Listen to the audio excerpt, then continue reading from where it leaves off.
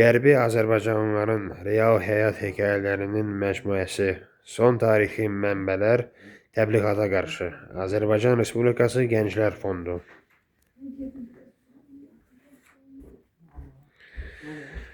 Mühasib Duman Xudaverdiyev Qəzənfəroğlu 1976-cı ildə Basarkeçər rayonunun Dərə kəndində anadan olmuşdu. Çəkiliş tarixi 28 dekabr 2025-ci il. Çəkiliş yeri Goranboy rayonunun Dəyirmanlar kəndi. Müsahibə alanlar Xalid Ələkbərov və Ayda Xudaverdiyeva. Müsahibənin dili Azərbaycan dili. Başlayaq. Mən Duman Xudaverdiyev 1976-cı il avqust ayının 6-sı Basarkeçər rayonunun Qərbi Azərbaycan, Basarkeçər rayonunun Dərə kəndində anadan olmuşam. Hal-hazırda Bakı şəhərində yaşayıram. Müəyyən səbəblərə görə, yəni müəyyən səbəblər də odur ki, ermənilər bizi 1988-ci ildə noyabr ayında birinci ilk növbədə Sumqayıt hadisələri oldu. Fevral ayında, 88-ci ildə. Yox, saxlamaq lazım deyil.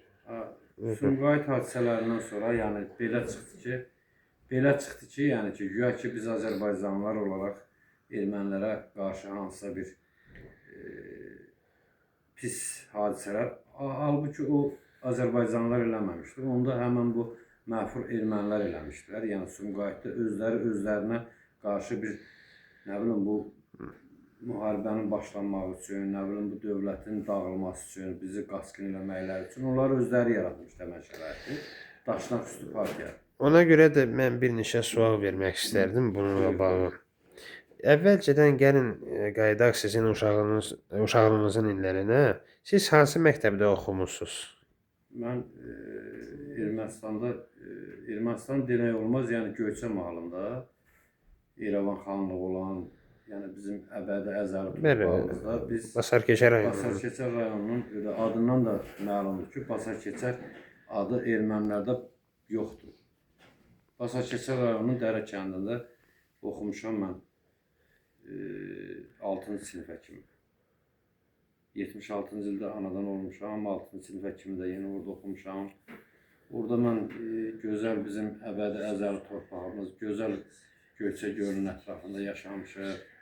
Yaşayış tərzimiz də çox gözəl olubdur, insanlarımız çox mehriban olubdur. Yəni hamı bir-birinə qarşı. Bizim 36 kəndimiz olub, onun 34 Azərbaycan kəndi olub, Basarkeçər rayonu.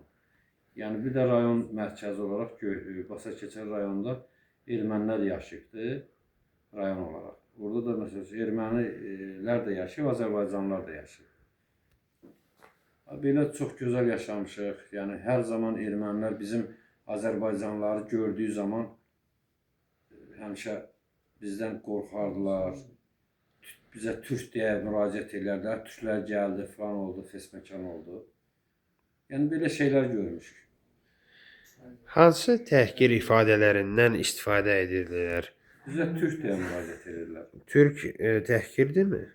Onlar üçün biz türk olaraq, onlar ermənilər olaraq həmin onlara hansısa bir öz övladını görəndə, öz övladı dünyaya gələndə hansısa bir əşyanı belə tuturlar, deyirlər, bunlar yəni ki, qan içəndilər, bizi deyirlər də. Bunlar türklərdir.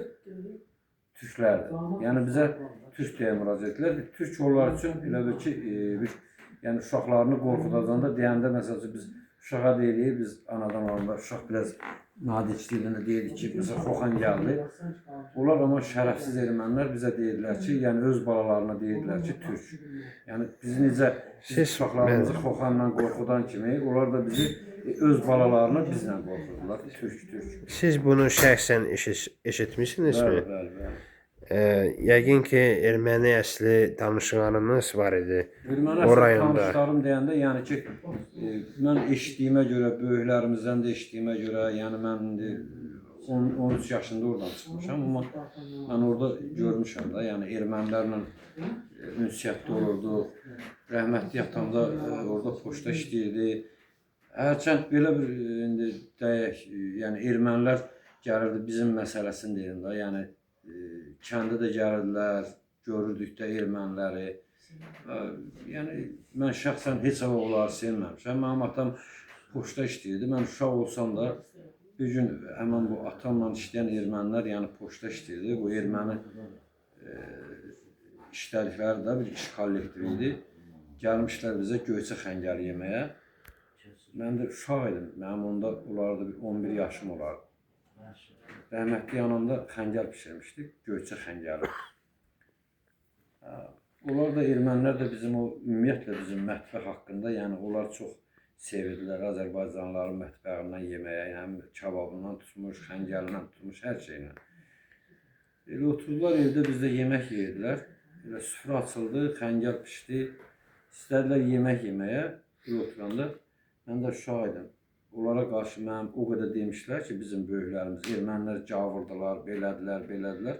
İstədi oturmaq istəyəndə stol altından çəkdim, erməni xəngəl qarşı başına çövüldü, yıxıldı yerə. Rəhmətli adam dedi, niyə elədin? Dedim, yaxşı elədim. Sizin neçə yaşınız var idi? Bəli? Neçə yaşınız var idi? 10 yaşım. 10 yaşınız, okey. Yəni ən azından xəngəli başına tökdüm, qoymadım ya. Yəni ondan indi də almasam, yəni o zamandan almışdım mən onlara. Yəni zülm vermək istədim ki, yəni onlar necə bizə zülm verib. İstədim, elə onu elədim mən. Duman bəy, siz yəqin ki, onları fərqli bir millət hesab edirdiniz. Sizdən fərqli olan bir millətə kimi baxırdınız. Niyə? Səbəb odur ki, mən sizə deyim də səbəbini. Çünki mən 76-cı ildə anadan olmuşdum. Biz, yəni ən tez zamanı deyirəm də, 48-ci ildə biz o boyda Almaniya ilə müharibə eləmişdik, Sovet hökuməti olaraq. Biz zəfər çalmışdıq, müharibəni qazanmışdıq. Qəhrəman xalq idi, 15 müddət keçdik olaraq. Onların içində həmən bu gavur ermənilər də var idi. Bəs onlara 15 müddət respublika olaraq biz o zəfəri qazandıq, amma 48-ci ildə bizi yenə də Ermənistan demirəm, Qərbi Azərbaycanı, yenə 48-ci ildə bu ermənilər bizləri oradan didərgin elədilər. Öz torpaqlarımızdan əbədi əzəli torpaqlarımızdan. O cümlədən sizin ailənizi? Bəli, hamımız. Atanızı? Mənim şəxsən atam İrəvandan gəliblər Göyçə mahalına. İrəvanda Ağrın kəndi olubdur, oradan gəliblər. Bizim məsələn ata tərəfim İrəvandan gəlib Göyçə mahalında məskunlaşıblar. Alman məhdi nəsiliyik biz. Yəni böyük bir nəsil olmuşuq. Biz gəlmişik Basa keçərə. Ana tərəfində Gədəbəydən gəliblər bizim qonşu kənd Pənbəyə. Yəni bizim əslimiz Göyçə mahalı yox, İrəvandan getmiş. İrəvanın Ağaran rayonundan getmişik ora. Ağaran rayonu? Ağaran.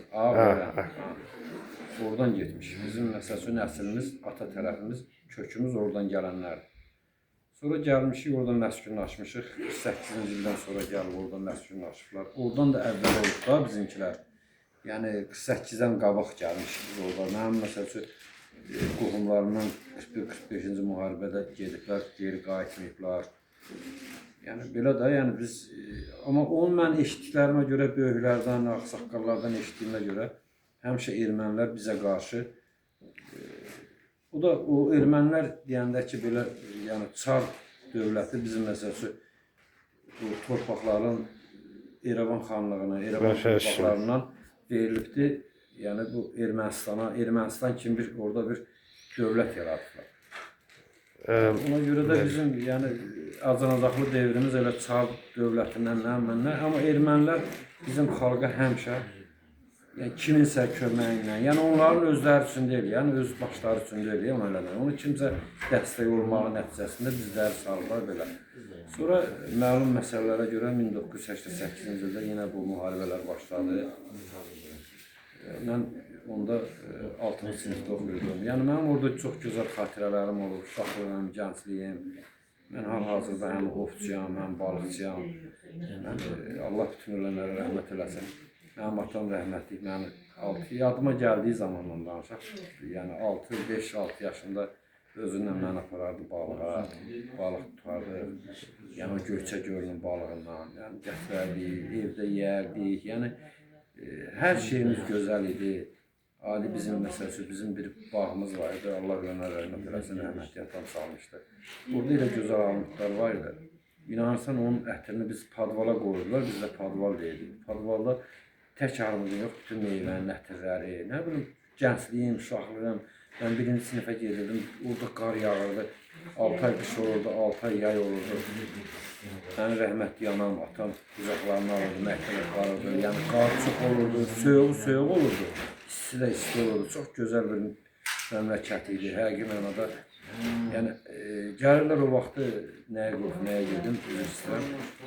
Bizim kəndin altında Göyçə gölünün qırağında meşəli idi. Orada palatlı qoyub yaşayırdılar. Mən uşaq idim də, gənc idim, cavan idim. Biz ora gedirdik, o parkın qırağı, dənizin qırağına. Biz dəniz deyirdik də, həmən Göyçə gölünə. Dənizin qırağında gedirdim, palatlı qururlar. Mənim bir rəhmətli xalam oğlu var idi. Deyirdim, ay sürərdim. Bunların başları gəlib burada palatka qururlar. Hansı palatka?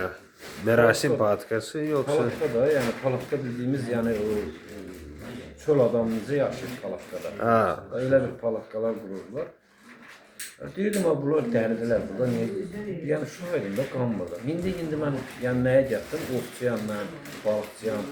İndi məsəl üçün mən hansısa bir yerə gedirəm, ova, balığa, özümün palatkam var, hər şeyimiz var. Yəni gedirik o palatkanı qururuq harda gözəl bir məkan varsa, yaxşılıq varsa, gözəl əhval-ruhiyyə varsa, priroda varsa, orada qurursan ki, oradan bir gözəllik yumasan, bir gözəllik, nəsə bir, sənə bir xatirələr qalsın. Amma bizim yaşadığımız həmin o Göyçə gölünün ətrafı indi mənə çatır ki, ora gözəl bir prirodaymış, gözəl meşəliymiş, gözəl istirahət zonasıymış, həm ovçu kimi gəlib ovçuluq edilmiş, yəni balıq tutan balıqçılığını edilmiş, istirahətə gəlirlərmiş. Onlar mən bildiyim kimi o uşaqlıqdakı düşüncəm kimi deyilmiş, dəli deyilmişlər. Onlar ən gözəl yeri seçilmiş, ən gözəl yaxşı yerlərdə yaşamaq üçün, istirahət eləmək üçün həmən yerlərə gəlirlər. Yəni bizim yaşadığımız yerlər bax elə. Nəsə məlum səbəblərə görə 88-ci ildə biz elə oldu ki, ermənilərin genosidliyi başladı, mənfur hərəkətlər başladı. İndi bax mən hal-hazırda hardayam, sarda mənlə yəni söhbət edirik, danışırıq. 88-ci ilin noyabr ayı idi. Allah cəmürlənə rəhmət eləsin, rəhmətli atam. Bizim kənddə bir Rüstəm müəllim var idi, şeydə işləyirdi bizim kənddə. Rüstəm müəllim kəndin içinə çıxıb demişdi ki, mən Gəncəyə 100 manata adam aparıram, 100 rubla maşınla, 06 ilə rəhmətli atam 4 bacı, mən evdə 5 bacı, bir qardaşam. Atam həmən biz uşaqları hamımızı götürdük, oturduq həmən o maşına. Gəldik, bax, indi baxardı sən mənlə söhbət elədiyimiz Goranboy rayonunun Dərmanlar kəndinə. Onda mənim bura rəhmətli atamın qardaşı, rəhmətli Xançoban əmin evidir bura. Biz gəldik, tək biz yox idik burada. Bizim 6 uşaq biz, sonra rəhmətli bibim var idi, Telli bibim. Onun uşaqları, burada öz əmin uşaqları. Haradasa yadıma gəlir, bax, həmən bax, bir dənə zəhmət olmasa elə buranı belə göstər, o vaxtı burada peç var idi. Yemək də elə burada pişirdi, bax, belə bu ətrafda, bura böyük bir zaldır. O yekə xeyirşər qazanı var, indi toylarda. Rəhmətli maması yengəm, rəhmətli Xançoban əmi deyirdi ki, yemək pişir, yazıq, neynəsin, o boyda qaçqın gəlib də, rayondan da, Ermənistandan, Göyçə mağalına. Yekə bir qazan, xeyirşər qazanında yemək pişirlərdi. İndi Allah verəndən, Allah rəhmət eləsin Xançoban əmi. O vaxtda Xançoban əmin yəni imkanları da yaxşı idi. Çox yəni yaxşı vəziyyətləri var idi. Yəni burada Bakıda, Gəncədə yaşayırdılar. Burada Gəncəyə yaxın olduğu üçün Gəncə deyil, amma Goranboy rayonu. Yadıma gəlir burada bir də baxırdım, süfrə açılırdı. Uzun 3-4 dənə stol var idi bu zalda. nə bilim 50 nəfər bir dəfə süfrəyə oturardı. Qaçqın olaraq çox adam gəlmişdi. Bəli, biz o dövrdən sonra, o dövr barədə sonra danışarıq, biraz sonra danışarıq. Bir neçə suallarım var sizin uşaqlığınız qabağı. Siz demişsiniz ki, siz və ola bilər ki, ola bilsin ki, sizin ailə üzvləriniz ermənilərə gavur demişdi.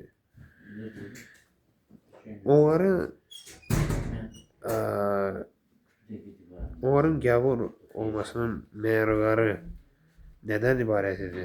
Onları Gavur olmağının nədən bax biz indi deyək belə götürək. 15 müddət Respublika müharibəsi oldu da Sovetlərlə Almanların. Eləmi? Onlarda məsəl üçün bunların elədiyi işgəncələrin heç biri olmuyor. Biz Ermənistandan çıxmamışdan qabaq da, yəni çıxanda da bizim məsəl üçün elə bir kəndçilərimiz var idi, yəni qonşu rayonlarımız, İspitaq tərəfdə. Məsəl üçün, gəlirdilər hamilə qadının qarnına şiş soxurlar, uşaq qarnına olaraq. Bunu siz şəxsən eşitmişsiniz? Bəli, bəli. Neçənci il? 88-ci ildə. Müharibə devrində. Hələ mən əvvəli demirəm, mən özüm eşitdiyimi, bildiyimi. Turbaların bu başını varid edirlər, böyük turbaları. O biri başında içində insanları qoyurdular. Dərə kəndində baş verdi. Dərə kəndində olmuş da, İspitaq tərəfdə olmuş. Sizin tanışınız idi o xanım. O vaxtda, yəni onu mən, yəni o məsələn Amasyadan olan, İspitaqdan olan adamlar danışıb mən eşitmişəm. Amma ondan da qabaq yenə də məsələn o əvvəlki o 18-ci ildə bizim bu qaçqınlıq dövründə də yəni hamilə qadınlara qarşı, uşağa qarşı, aniyə qarşı, qadına qarşı onlar çox amansızlıq ediblər. Yəni çox insanlarımızı qırıblar. Amma yəni mən sizə 88-ci ildə də bizim başımıza gəldiyini deyirəm və ondan 48-də də, 18-də də olanlar hamısı belə olur. Onlar insana, insan kimi, yəni bizim Azərbaycanlılara insan kimi münasibət yaratmayıb ki, ona görə mən onlara gavur deyirəm. Və elə sizə bariz bir nümunə deyim. Yəni bəlkə də sənin yaşın az olar. Amma eşitdiyinə görə Xozalıda bizim başımıza nə oynaşdılar? Başa düşdüm. Yəni həmin o Xozalı onlar üçün elə bil ki, yəni sizə deyim o təkrar olunur da, yəni bu hadisələr. Ondan da qabaq, ondan da pis eləyiblər. Şamaxısı olsun, Qubası olsun. Yəni zaman əsrlər Qubadan nətər məzarlıqlar çıxdılar. Başa düşdüm. Ona görə onlar genosidlər. Onlar kimi bu dünyada mən sizə deyim ki, vəhşi bir millət yoxdur. Ermənilər kimi. Ermənilər sən kim olubdur? Yəni gələndə Yerevana zamanında, Suriyadan qaçqın olan zamanlar. Qaçqın yox ha, onu yəni kimlərsə köçürdüb gətirib ora, yəni onlar bizim xanlıqların nökərləri oldular, ermənilər. Orada elə bir şey gəliblər, Yerevanda xanlarımızın nökəri olubdur. Və belə nökər olurlar, sən xan olubsan, yəni mən xan olmuşam, demişəm mənim nökərimdir, qoy buna 5 sot torpaq verim, 1 sot torpaq verim, geçsin buradan buna, özünə bir daxma düzəlsin, burada yaşasın. Belə daxma düzəldə, gəldilər axırda Çar Rusiyasının devrində yavaş özlərinə bir özlərinə deyəndə onu yaradanlar yaratdı. Çar Rusiyasının vaxtında gəldi oldu Ermənistan, verildi Ermənistana. Necə bizim Dərbəndimiz Rusiyaya getdi, Təbrizimiz İrana getdi, Borçalımız Rusiyaya, Gürcüstana getdi. Bax belə tarixdə bir əvəz olunmaz, bir bir dövlət yaratdılar. Amma bizim həmişə xanlıqlarımızın, nə bilim bizim Azərbaycan milləti özünüz bilirsiniz də yəqin ki, siz də savadlı biri olarsınız. Azərbaycan həqiqi mənada Azərbaycan xalqı çox böyük olubdur, torpağımız böyük olubdur. Dərbətdən belə, Təbrizdən belə hamısı bizim olubdur. Bu günlərdə Allah bizim milləti var eləsin, Allah bizim xalqımızı var eləsin. Yenə də biz zamanlarla, məsələn, mən özüm Rusiyada yaşamışam, bir 7-8 ay. 2011-ci ildə. Mən orada gedirdim, ermənilər bizdən elə rəftar edirdi, şəxsən mənim özüm gördüyüm. Belə qürurla, belə yekəxanalıqla. Biz məğlub bir ölkəydik, məğlub bir ölkənin vətəndaşıydıq. Bizim analarımız, bacılarımız, qardaşlarımız əsir idi, torpaqlarımız alınmışdı. Biz məğlub idik, yaşayırdıq biz nətəri gözü kölgəli. Rusiyada erməni də yaşaya bilirdi, biz də yaşaya bilirdik, ya başqa bir dövlət.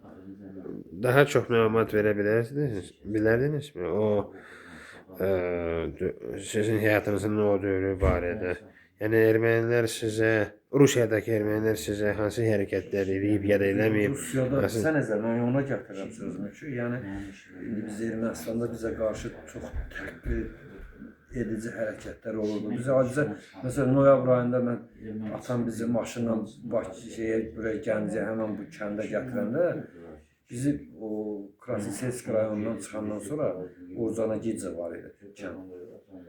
Baş kənddən Səhrət idi. Orada inanırsınız o qədər ermənilər var idi. Əllərində silahı, fasma, belə də yəni. Nəysə biz gəldik ora çatanda bizə heç nə demədilər. Amma bizdən sonra 3 gün sonra oradan kim keçirdi? Yolun içinə daş qoymuşlar, böyük daşlar. Eşitdiyimə görə də yəni. Daşları qoymuşlar, insanlar gəlirdi, yol bağlı. Kimin xırda maşını var idi, düşə bilmirdilər çaya. İri maşınlarla keçiblər bir təl, nə bilim, çayın içindən filan fesməkan. Dekabr ayında da bizim son veşimiz gələndə rəhmətli atam Kamazın üstündə olub. Mamam maşının içində olubdu Kamazın. Bizdə dəmir yol körpüsü deyirlər. O dəmir yol körpüsünü keçəndə oradan başlayırlar, nə bilim, daş atmağa filan. Rəhmətli atamın daşını atmışlar, alnını belə partlatmışlar. Yəni, onlar belə bir nanəziz millət idi. Gəlib evimizin içində çörək yeyirdi, amma bizə qarşı... Daş atanlar cavan idi, yoxsa? Mən onu bilmirəm, amma... Bəlkə uşaqlar idi? Yox, uşaq olmayıb. Onlar, adicə bizim kənddə bir dənə o vaxtı qaz yox idi da. Balonlarla qaz gəlirdi, bir sürən var idi. O həmişə gəlirdi, deyirdi ki, bu torpaqlar bizim olacaq. Bir dəfə də mən uşaq idim. Neçənci ildə? Həmişə deyirlər. Da ermənilər deyirdi ki... 88-dən sonra, yoxsa ondan qabaq? 88-dən sonra biz orada olmamışıq. Əvvəl də, yəni deyirəm ki, bizim kənddə qaz yox idi. O balon gətirdi. Deyirdi, ay türklər deyirdi, bir belə ev eşik tikirsiniz, bu kimə qalacaq, bizə qalacaq. Həmən o sürən deyirdi ki. Neçənci ildə? 85-80, yəni mənim eşitdiyimə. Bir gündə həmən bu gəlirdi, bizə qarşı türk deyirdi, belə ara türk. Gəldi, 87-ci il idi, çayın qırağından belə keçdi, başladı belə, nəsə belə şey eləyəndə biz uşaq idik da. Məsələn, mən uşaqlıqdan, anadan olandan da bilirdim ki, yəni mən özümü qanında bilirdim, ermənilər bizim həmişə düşmənimiz olur, bizə qarşı məhfurluq edirlər, şərəfsizlik edirlər. Biz götdük onun maşını daşladıq. Bizə dedi ki, türklər sizi belə eləyəcək. O söz məsələn bizim xoşumuza gəlmədi. Mən onun maşınını mən şəxsən daş atdım. Neçə yaşınız var idi o vaxt? Onda mənim 10 yaş. 85-ci ildə. Yəni ki, Sürənin maşını. Həmən sürən o qaz balonu gətirən sürən var idi. Onun oğlu da zaten elə qaz balonu partladı, o maşını öldü onun oğlu. Biz kənd eləmədik. Yəni ümumiyyətlə qaz balonu daşıyanda hansısa balon buraxırmış, onda siqaret çəkib belə atmışdı, elə içində ölmüşdü. Onda mən elə işitdim, sevindim ki, erməni biri azaldı. Kaş ki, o balon çox yerdə partlayaydı, insanlar çox olan yerdə onlar öləydilər, heç yaşamayaydılar. Nəysə, yəni sözümün zanlıya gətirəm, Rusiyada da mən gördüm o şeyləri, amma indi mən şəxsən bir dəfə bugünkü günü 25-ci ildə, 20-ci ildə bizim müharibə deyildir, 44 günlük müharibə ərəfəsində Allah bizim xalqımızı var eləsin, Allah şəhidlərimizə rəhmət eləsin, Allah cənab prezidentimizə də uzun ömür can sağlığı versin, onun sayəsində şəhidlərimizin, qazilərimizin, veteranlarımızın sayəsində bu günləri biz məğrur, dönülməz, yenilməz bir xalqıq. Mən şəxsən Azərbaycan olmağımı fəxr edirəm. Mən istəyirəm ki, hər zaman bizim gələcəyimiz bax, belə gözəl olsun, torpaqlarımız əbədi olaraq bizdə qalsın. Bəxt edimi Azərbaycanımız bizim böyükdür. 70 milyon Azərbaycanlımız var dünyada. Mən arzu edirəm ki, elə hamımız bir yerdə, bir ölkə olaraq, bir vətən olaraq biz də böyük bir xalqlar siyasında ölçü olarak. Onun böyük xalq. Biri var 10 milyonluq ölçü Azərbaycan, bir də var 70 milyonluq ölçü. O 70 milyonluq ölçənin yükü də ağır olur, gücü də böyük olur. O böyüklüyü arz edirlər. Onun 40 milyonu, 45 milyon dəqiqə qərb şeydədir, Başlasın. cənubdadır. Yəni istəyərdim ki, Allaha qurban. Yəqin ki, indi bəlkə də mənim 50 yaşım var, bəlkə də mən onu görmərəm. Çox güman ki, Allahın köməyi ilə, yəni bizim birliyimiz, 44 günlük müharibə tək Azərbaycan üçün olmadı. Dünyada bir örnək oldu ki, 30 illik əsarətdə olan torpağı 44 günə. Halbuki ermənilər onu bizdən 88-ci ildən 95-ci ilə kimi almışlar o torpağı bizlərdən. Biz ama o torpağı 44 gün aldık. Biz o millete qadirik. Biz o milletin gücüyük. Biz o milletin varlıyıq. Yani 8 ilə 6 ilə alınan torpağı biz 44 günə qaytardıq. Allah'tan arzum odur. Allah şəhidlərimizə rəhmət eləsin. Qazilərimizə can sağlığı, veteranlarımıza can sağlığı, milletimizin hamısına can sağlığı. Yani bu kadar. Başka ne sualınız var deyin. Bəli. Sizin fikriniz, siz öz evinizi satmışsınız, yoksa mübadele eləmişsiniz, yoksa Biz hamısını ne kazanmışıq, kazandığımızı koyup çıxıb gəlmiş. bəs erməni ilə mübadilə eləmişsiniz? Öz evinizə? O sizin ermənilərə gavur dediyinizi dinlə bağlı idimi ya yox? Dinlə heç bir cavır biz siz nə mənada deyirəm, mən yenə sizə deyirəm ki, o bizim insanlarımızın qarnında hamiləli analarımız, hamilə ana qarnında uşağı turbalarını başından sıvark eləməkləri, insanlar içinə qoymaq. Cavır mən o nöqteyi nəzərdən deyirəm ki, yəni onlar genosidlər, cavırdılar. Yəni insan eləmədiyi, yəni insana necə deyim, sağ insanı necə yandıra bilərsən? Başa düşüm. Yəni O cavır, bax mən o mənada deyirəm, onlar cavırdılar. sizin onların dininə hansısa nifrətiniz var ya yox? Mən şəxsən heç bir dənə nifrətim yoxdur. Hristiyan, yəni mən məsələn mən böyünlər Rusiyada doğula bilərdim. Rusiyada. Anadan ola bilərdim Rus ailəsində. Şirin çatır nə demək istəyirəm? Rus ailəsində dünyaya gələ bilərdim. Sadəcə olaraq torpaq fərqlidir. Nə məndə? Zemya, baba belə hamısı eynidir. Düzdürmü? Torpaq. Eynidir. Sadəcə olaraq orada din ayrıdır. Niyə? Məsələn, mən böyünlər müsəlman ailəsində dünyaya gəlmişəm. Müsəlmanam. O dinə hörmət edirəm. O dinin... Amma o demək deyil ki, mən müsəlmanam, mən xristiyana nifrət eləməliyəm. Yox. Yəni, hər kəs, yəni Quran-ı Kərimdir, İncirdir, yəni nə mən deyirəm, yəni düzdür, mən o qədər dindən mənim o qədər anlayışım yoxdur. Yəni nə məndə, yəni mən bilirəm ki, müsəlman dininə mən xidmət edirəm, İslam. Amma onun heç bir dinə dəxli yoxdur. Onun milliyyəti var, millət var, millət. Millət olaraq ermənilər çox cavır millətdir. Nə məndə, yəni torpağı olma deyir, bu mənimdir. İnsanlara zülüm verir. Yəni ona görə o cavırdır. Ola da deyir mən xristiyanam. Valla belə baxaq da, Nemes də xristiyandır, Rus da xristiyandır, nə bilim mən Amerikada falandır, Özbəkistandır. Amma mən onca bilirəm ki, bunlar cavırdılar. Onlara gavur demək istəmirsiniz. Necə? Onlara gavur demək istəmirsiniz. Kimlərə? Nemeslərə, Ruslara. Nemeslə də biz müharibə eləmişik. Bizim orada Nemeslərdə də əsirimiz olub da. Sovet hökuməti devrində faşist deyirik də, faşist. Biz o müharibə devrində Azərbaycanın nefti gücünə, bahası gücünə və bizim orada bilsə nə qədər əsirimiz olub, nə qədər millətimiz olub Azərbaycan. Bizim kənddə 10 nəfər o vaxtı gedib geri qayıtmır. Faşistlər də o. Faşist başqa şeydir, cavır başqa şeydir. Ya başa düşdüm.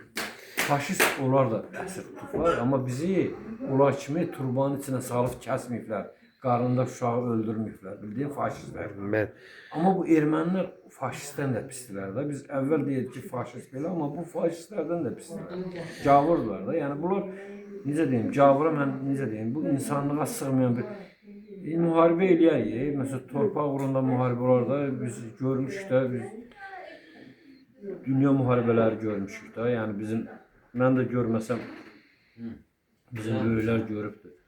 Amma belə bir şey olmur ki, qadını aparsınlar, hamilə qadını belə eləsinlər, nə bilim bunu eləsinlər, onu eləsinlər. Uşağa qarşı 44 günlük müharibədə dinc vətəndaşlara qarşı Gəncəmizə bomba atdılar, mən Bərdəmizə bomba atdılar. Xırdalan atdılar, göydə vuruldu. Yəni belə şeylər var da. Yəni ermənilər, mən şəxsən onları heç vaxt mən yaşadığım devirdə bağışlamıram. siz Qərbi Azərbaycanlı olaraq Ermənistan dövlətçiliyinin məhv edilməsini istəyirsinizmi, ya yox? Mən dövlətçiliyini insanlarla söhbət getmir. Ermənistan haqqında, yəni dövlət olmayıb, istəmirəm də olsun. Bizim xanlığımızı geri qaytarsınlar. Yerevan xanlığımızı. Necə Yerevan yəni? xanlığımızı geri qaytarsınlar. Yəni Yerevan necə Qərbi Azərbaycan indi deyirik, Yerevan Azərbaycanın torpağı olubdur. Mən istəyirəm ki, yəni Ermənistan adında bir dövlət olmasın. Yəni o Yerevan olsunlar, millət olaraq hardasa yaşasın, amma Yerevan var ha, Yerevan. Yerevan yenə bizim Azərbaycanın torpağı olsun. yəni Ermənistan ərazisinə qayıtsaz da Ermənistan belə ərazisi yoxdur, qardaş. tanımırsınız. Yəni elə bir şey, yəni mən şəxsən tanımıram və tanımaq da istəmirəm. Ermənistan adında hansısa bir dövlət mi olsun, nə? O olmuyor. O hamısı Azərbaycanımızın torpağıdır. Elə necə əslən necə olubduz, elə də olmağını mən istəyirəm. Erməni kimi bir erməni milləti olaraq hansısa bir milləti görmək istəmirəm. Bizə verdiyi bu əzab əziyyətdən demirəm, hamısını qıraq, biz yox qırmayaq. Yəni o torpaq, onlar hardan Suriyadan gəlib, getsin Suriyada da yaşasın. Yerevanımızı qaytarsın, özümüzə versin.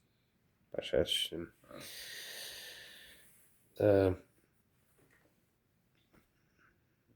Çox sağ olun müsahibə verdiyinizə görə. Sağ olun. Siz də sağ olun, var olun. Müsahibənin yayınlamasına. Müsahibənin yayılmasına icazə verirsinizmi? Verirəm, niyə vermirəm ki? Mən istəyirəm ki, elə bu müsahibəyə baxaq. Allah bizim bütün millətimizi var eləsin. Hamı da mən istəyəni 100% istəyir ki, erməni adında nə bir millət olmasın. Soyqırım eləmə ya. Bizim torpaqlarda olmasın. Başa düşdüm. İrəvan da bizim əzəli, əbədi torpağımızdır, özümüzün olsun. Ermənistan adında bir dövlət istəmirəm. Erməni soyqırımı konsepsiyası barədə hansı fikirləriniz var? Sizdən görürsən, Konsepsiya. Erməni soyqırımı. Konsepsiyası. Yox, bax görürsən sən o sözü deyirsən, amma sən bir jurnalist kimi bir nə bilim o sözü sən deməli deyirsən. Erməni soyqırımı olmuyor. Onu deyən həmin o gavurlardır, o soyqırımı atır ki, belə bir soyqırım olur. Halbuki sən özün yaxşı bilirsən. Qubada bu dəqiqə insan məzarlığı üst-üstədir. Şamaxıda onun kimi. Elə 18-ci ildə birlə ən soyqırıma qalan dövlət olaraq, millət olaraq bizik. Erməni soyqırımı yoxdur, Azərbaycan soyqırımı var. O sualı verəndə və o söhbəti gətirən də erməni daşnaqçılarıdır. Səni məcbur edir ki, sən o sualı verəsən. Yox, məcbur eləmirlər. Eləməsə sən o mənə sual verməzdin axı. Ona görə də onları tərəfindən sürülən bir konsepsiya. Amma kimi necə var, mən necə demişəm, elə də bunu sən yayımla. Əgər onu yayımlamasan, mənim müsahibəmi yayımlama. Erməni soyqırımını deyən, yəni ermənilərin soyqırımı olmuyor. Həmişə Azərbaycanın müsəlmanın soyqırımı olubdur. Və daşnaqlar həqiqətən də onu yeridir. Məsələn, sizi kimi gənc nəsillərə ki, yəni siz o sualı kiməsə verəsiniz ki, o yaddaşlara həkk olunsun ki, o erməni soyqırımı olub. Bax görürsən necə insanların psixologiyasını onlar bax belə iyrəndirirlər, insanların psixologiyasını dəyişirlər. Ona görə heç vaxt məndən sənə bir məsləhət, heç vaxt o soyqırım söhbətini müsəlmanlara qarşı, Azərbaycanlara qarşı deyin, erməni haqqında soyqırım deməyin. Çünki ermənilərdə soyqırım olmuyor. Bizim Azərbaycanlıların soyqırımı olubdur, türklərin. Onlar indi bizə uşaq anadan olanda bələddə olan kimi o şərəfsizlər şərəfsiz balalarının da qulağına pısırdılar ki, türk da, bu türkdür. Bizi soyqırım edirlər. Halbuki Quba Azərbaycanın ərazisidir. Qubada bu dəqiqə qəbir belə, Şamaxıda qəbir insanların meyidi üst-üstədir. Soyqırımı yaradan onlardır. O şərəfsizlər də istəyir ki, yəni özlərinə həmin o siz dediyiniz ifadəni mən təkrarlar eləmək istəmirəm. Azərbaycanlıların soyqırımı olub. Xocalda nətər soyqırım elədilər? Kişi, uşaq bələkdə uşağı kəsdilər. Ananın döşünü kəsdilər. Ana uşaqdır. Soyqırım odur. Bu müsahibəni məndən götürürsən, bilməm bir kitaba yazarsan. O bir də cavansan yenə də təkrar edirəm. Sən bir də həmin o cümləni istifadə eləsən, deməli sən onların ən böyük bir əməkdaşısan. O heç vaxt o ifadəni işlətməyib. Başa düşürəm. Dırnaq arası erməninin soyqırım konsepsiyası. Konsepsiya var. Dırnaq arası da demin, onların dırnağı heç dırnağın arasında ola bilmirlər axı. Yenə dırnağın arasında çirk olur. O çirk qədər deyirlər onlar. Başa düşdüm. Odur. Bəli. Müsahibə verdiyinizə görə Niyə sən, minnətdaram. mən sənə deyim niyə, açıqlamasını verim. Sən dırnağın biraz uzun olanda, hiss edirsən ki, dırnağın arasında çirk var. Onu çalışsan belə təmizləyəsən. Bildin nə dərək? Onlar o qədər şərəfsizlər ki, sən onu hiss eləməməlisən ki, elə bir şərəfsiz var. Açıqlamasını başa düşdü nə demək istəyir? Yəni, sənin dırnağın arasında çirk olanda sən hiss edirsən çirkin var. Yəni, onlar o qədər şərəfsiz ki, sən hiss eləməyəsən ki, o çirk var. Yəni, ondan da aşağıdırlar. Başa düşdüm. Sağ olun. Sağ olun. Allah eləsin. İndi mən sizə, yəni